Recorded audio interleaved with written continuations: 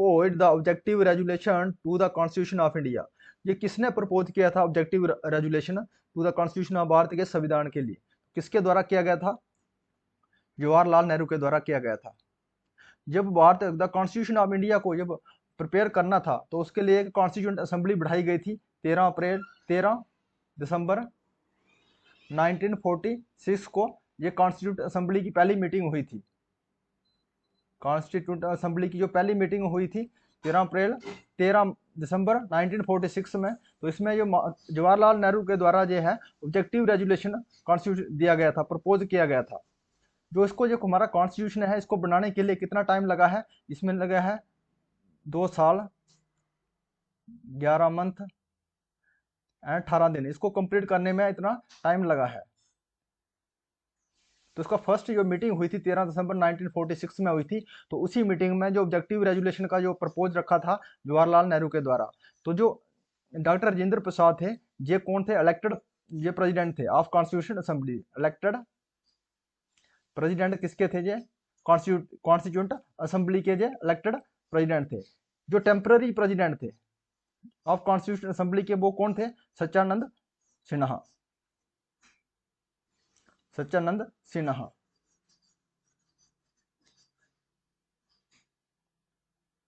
Which of the following year is called the year of the great divine in the demographic history of India?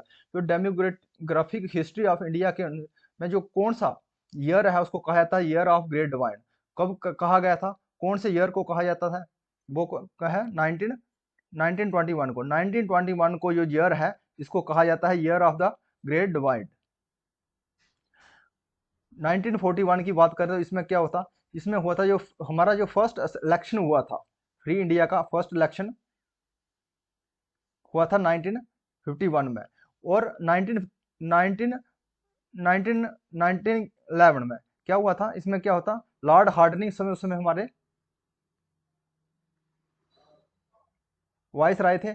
और इसमें cancellation transfer हुआ था, transfer हुआ था capital कहां से? कलकत्ता से to Delhi.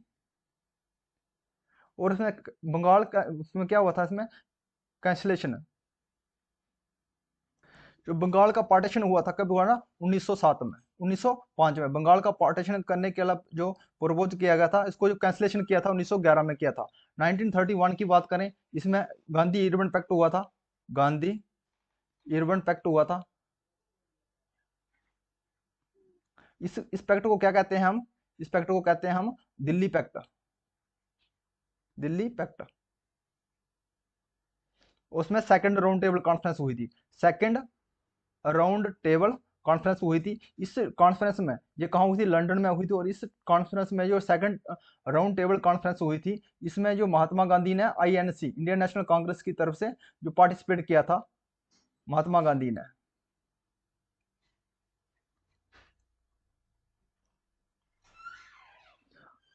Habeas corpus is associated with which of the given part of the Indian constitution. जो हैबिस कॉर्पोरेशन है ये किसके साथ संबंध रखता है? कौन से भारत के संविधान के पार्ट के साथ संबंध रखता है? तो क्या है ये फंडामेंटल हमारा राइट है। फंडामेंटल राइट है हैबिस कॉर्पस।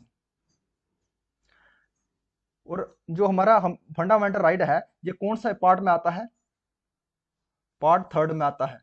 पार्ट थर्ड में। और इसमें जो आर्टिकल रहते हैं 12 से लेके 35 तक हमारे 35 तक आर्टिकल है हमारे इसमें फंडामेंटल राइट में। जो फंडामेंटल ड्यूटीज है, फंडामेंटल ड्यूटी पार्ट कौन से पार्ट में आता है? पार्ट 4A में। और directive principle of state policy ये कौन से पार्ट में आता है? पार्ट 4 में आता है। पार्ट 4 में आता है। इसमें आर्टिकल 31 से लेके 51 तक आर्टिकल आते हैं। हमारे भारतीय संविधान के आर्टिकल कितने हैं? 36 से 51 तक आर्टिकल आते हैं इसमें।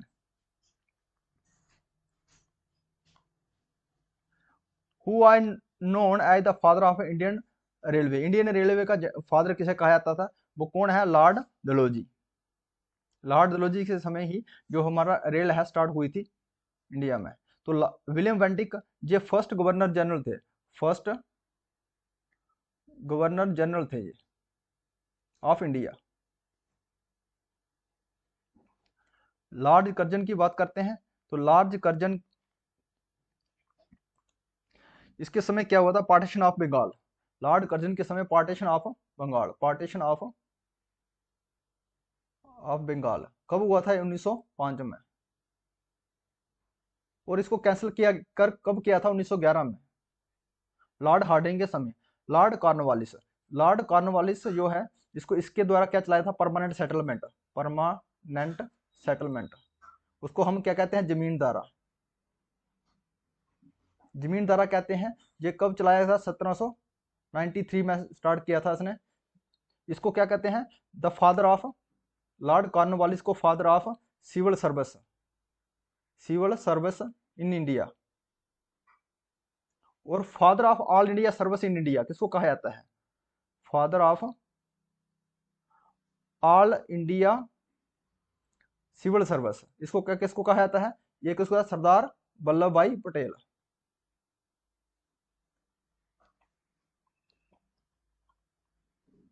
The federal system India is based on the model of which country, जो फेडरल सिस्टम है भारत में, ये किसके, कौन से कंट्री के संविधान के ऊपर बेस्ड है, तो कौन से कंट्री के संविधान के ऊपर बेस्ड है, ये हमारे कनाडा के ऊपर।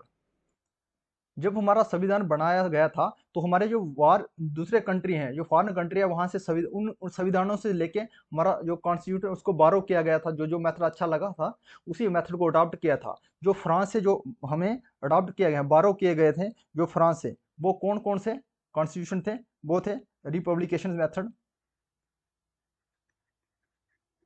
रिपब्लिकन सिस्टम को वहां अडॉप्ट बारो किया गया था हमारे संविधान में।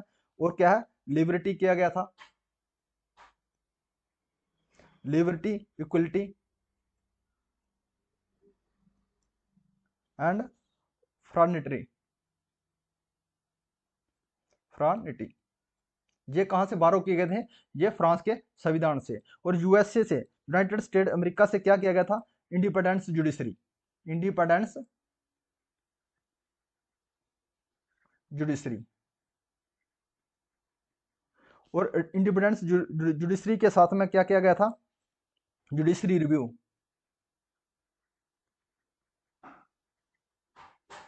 फंडामेंटल राइट्स वहां से अडॉप्ट किए गए हैं, fundamental rights. Removal of supreme court high court जजेस, removal of supreme court high court जजेस, ये कहां से बारो किए गए थे, यूएसए के संविधान से। वो ब्रिटेन से क्या गया है, ब्रिटेन से हमें क्या किया गया था, रूल्स ऑफ लॉ, जो बारो किए हैं rules of law, rules of law, single citizenship, citizenship, और bicameral system, bicameral system जो था, ये कहां से बारो किया गया था, हमारे ब्रिटेन से। हमारे संविधान में कहां से ये, जो हमारे संविधान में ये चीजें आई गई हैं, ये बार जो ब्रिटेन, यूएसए या फ्रांस के जो संविधान से लिए गए ये।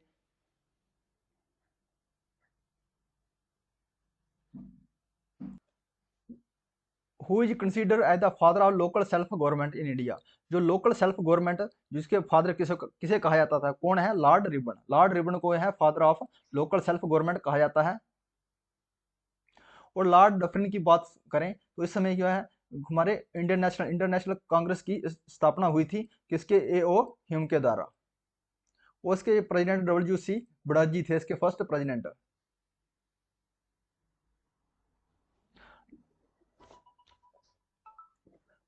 लेनलिथ गो की बात करते हैं तो इसके द्वारा क्विट इंडिया मूवमेंट स्टार्ट किया गया था इस समय, क्विट इंडिया मूवमेंट। और इंडियन नेशनल आर्मी की स्थापना की गई थी 1941 में और 42 में के बीच में स्थापना की गई थी इंडियन। और forward block, forward block, forward block का स्थापना की गई थी सुभाष चंद्र बोस के द्वारा 1939 में। और हमारे लॉर्ड माउंटबेटन जो थे हमारे, ये हमारे last last viceroy of India, last viceroy of India थे। और इनके द्वारा जो रेड क्लिफ लाइन, इंडिया और पाकिस्तान के बीच रेड क्लिफ लाइन है, तो उसमें रेड क्लिफ कमीशन बढ़ाया गया था, रेड क्लिफ जो कमीशन बढ़ाया गया था 1900 47 को। Which of the following is a river flowing from central India and join Jamuna Ganga. वो कौन सी रिवर है वो सेंट्रल इंडिया से फ्लो करती है और किसके साथ मिलती है, गंगा या जमुना के साथ मिलती है। तो इनमें से कौन सी ऐसी रिवर है, तो हमारी कौन सी रिवर है, बेतवा रिवर।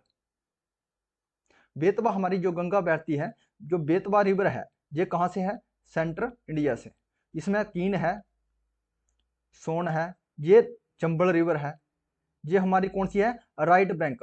राइट बैंक जो हमारी ट्रिब्यूटरी, राइट बैंक ट्रिब्यूटरी है गंगा की। राइट बैंक की। तो सेंट्रल इंडिया से कहाँ कौन सी रिवर है, बेतवा है। तो इसमें से हमारी कौन सी आती है, जो गंडक है, ये गंडक लेफ्ट बैंक ट्रिब्यूटरी है। गंडक गंडक है, गोमती है, गागरा है। ये रिवर कहाँ से आती हैं, ये आती हैं हमारी, ये लेफ्ट बैंक ट्रिब्यूटरी है। ये जो कोसी भी ये हमारी लेफ्ट बैंक ट्रिब्यूटरी है गंगा की।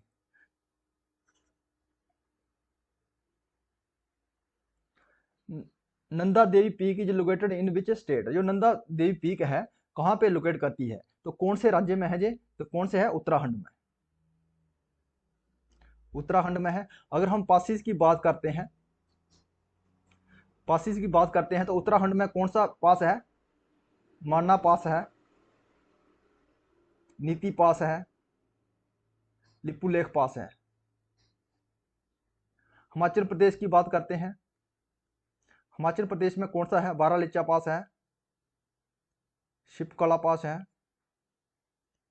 और रोहतांग पास है। और सिक्किम की बात करते हैं, सिक्किम में है नथुला पास। नथुला पास के साथ में जिलिपला पास।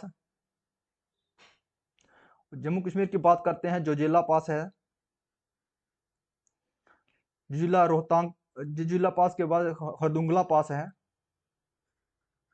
जो highest motorable pass in the world है।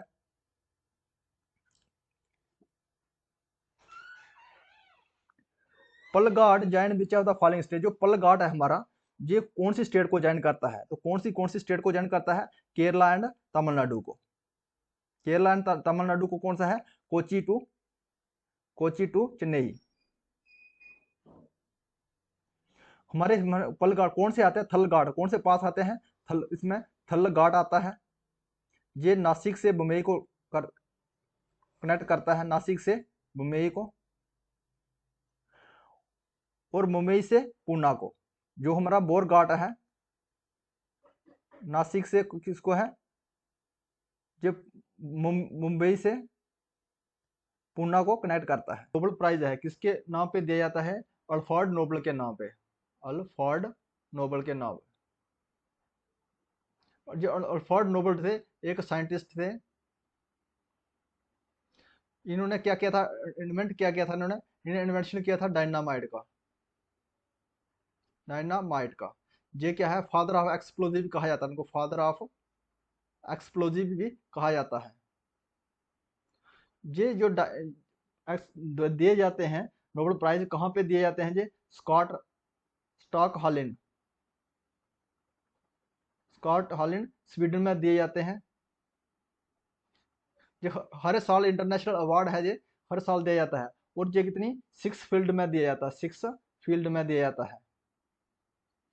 जो 5 फील्ड में है, फिजिक्स है, केमिस्ट्री है, मेडिसिन है, इकोनॉमिक्स है और लिटरेचर है। ये कहाँ पे दिए जाते हैं, स्कॉट हॉलैंड स्वीडन में दिए जाते हैं। और एक हमारा नोबेल प्राइज है, Nobel prize for peace. Nobel prize for peace किस, ये कहाँ पे दिया जाता है, ये दिया जाता है ओस्लो में, ओस्लो नॉर्वे में दिया जाता है। ये एक अवार्ड है, कहाँ दिया जाता है, ओस्लो नॉर्वे में दिया जाता है। और 5 कहाँ दिए जाते हैं, ये देते हैं स्वीडन में दिए जाते हैं, स्कॉटलैंड में। इसमें टोटल कितने 6 कैटेगरी में ये नोबेल प्राइज दिया जाता है। तो इसमें पूछा गया हमें जो मेडिसिन का 2023 का जो नोबेल प्राइज मेडिसिन का दिया गया था, किसको दिया गया था, वो इसको दिया था कार्को एंड ड्रू वेसमैन को। ये जॉइंट दोनों को दिया गया था, कार्को एंड ड्रू वेसमैन को।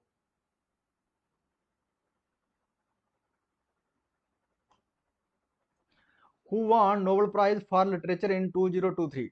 2023 का जो नोबेल प्राइज साहित्य में दिया गया था वो किसको दिया गया था? तो किसको दिया गया था? वो है Johns fossee.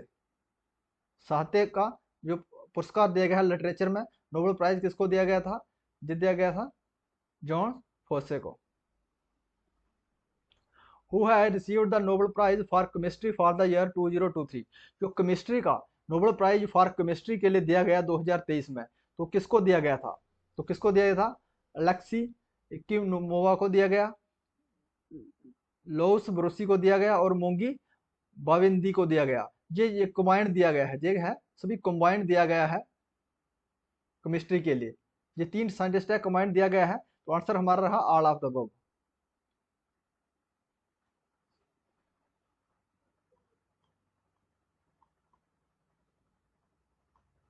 Who had received the Nobel Prize for Physics for the year 20? जो फिजिक्स के लिए नोबेल प्राइज दिया गया था 2023 का, तो किसको दिया गया था? जो है पैरी एंगोस्टिनी को दिया गया है, ये फ्रांसिस क्रोसीज को दिया गया है और अन्नी एल हुलिर को दिया गया है। तो क्या है? ये भी एक कंबाइंड दिया गया है, कंबाइंड नोबेल प्राइज दिया गया था तीनों, ऑल ऑफ द अबव। जो हमारे ये फ्रांसिस क्रोज है, ये कहाँ के साइंटिस्ट हैं? ये जर्मन के हैं। और इन्होंने जो अपना जो राशि मिला है नोबेल प्राइज का, जो उसका राशि मिला है, जो इसको रुपया मिला था नोबेल प्राइज ने, इसने कहाँ से दान कर दिया था? किसके लिए? यूक्रेन के लिए। यूक्रेन के लिए इसने डोनेट कर दिया है, जो फ्रांसिस क्रोजी को नोबेल प्राइज मिला है। Who had received the Nobel Prize for the year 2023? जो पीस के लिए नोबेल प्राइज किसको मिला है? तो किसको मिला है पीस के लिए? नारगिस मोहम्मदी। ये कहाँ पे दिया गया पीस के लिए? कहाँ थे? ओस्लो, ओस्लो नॉर्वे में दिया जाता है।